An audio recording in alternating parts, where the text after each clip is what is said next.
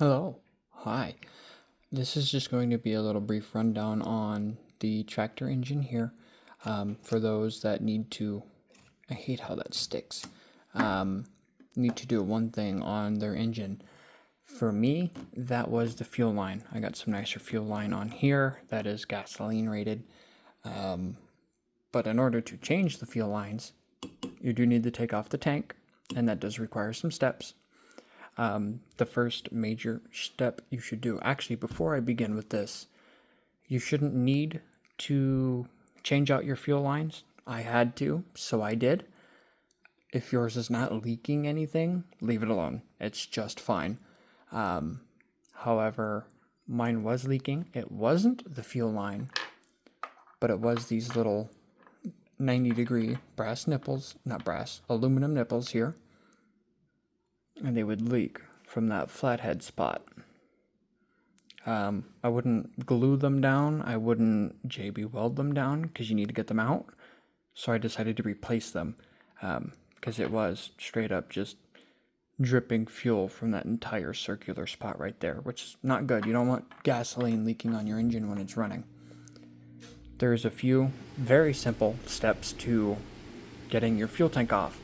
The first step that you are going to do is simply remove your little hook up here.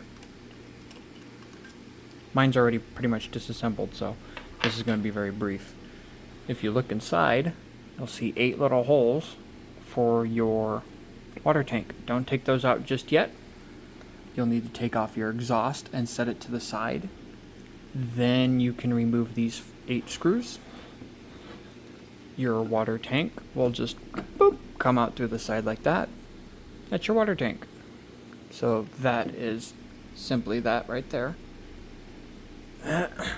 The next portion is just a tiny bit more complicated. Not really, but you need to be mindful of what you're doing.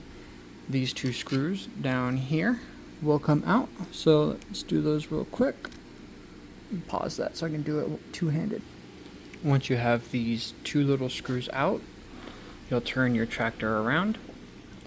Be mindful that these 2 cables, right here will be glued down. So gently pull them up and they will come off.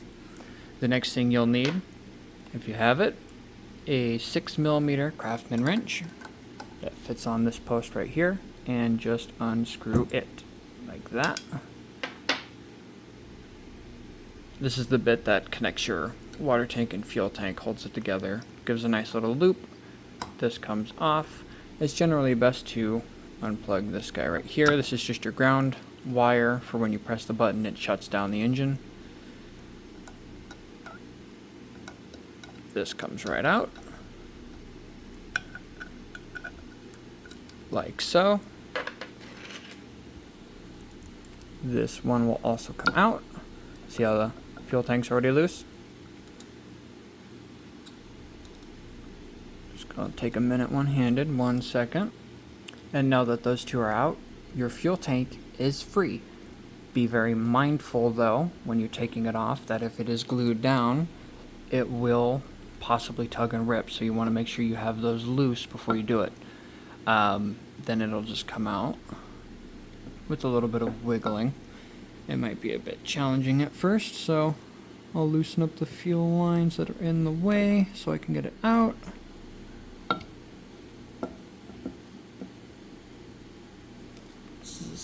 It's typically not this difficult, but with how I have these nipples on here, it will be a tiny bit challenging, but it will just wiggle right out. In fact, I'll do it I'll try it one-handed. Why not? It'll just wiggle like so. That's causing me to lose focus.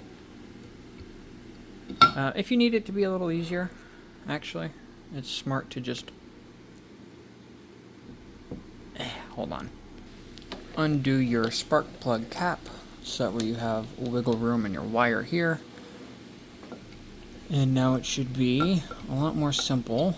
Boop, like that. To bada book, almost. We are so close. I had it earlier, but yeah. There we go. Perfect. And it'll just pop off like that. and you can route your wires through. I did straight nipples on mine. They don't leak. I just put fuel in it and let it set there for a minute. Thank goodness there is no more leaks, so when I put it back together, it'll stay back together. But that's how you get your fuel tank off, and then just quick rough run down. There's a little spark making it happen right there. So you want to be mindful of this wire right here. You can see the glue mark for this one here. This wire, spark wire, sits on that little shelf right there. And what you don't want to do is bend this down so far that it twists off your wire. You can do that. Be very careful when you're putting it back on. But that's typically how you will change out your fuel line and everything else. When you route it back together, just make sure that your stuff is not, your tubes and your wire is not catching on your throttle so it doesn't get stuck open, and then reverse those steps to put it back together. So I'm going to do that, put it back together, get some runtime on this engine now that I've got non-leaky fuel lines, and yeah, there we go.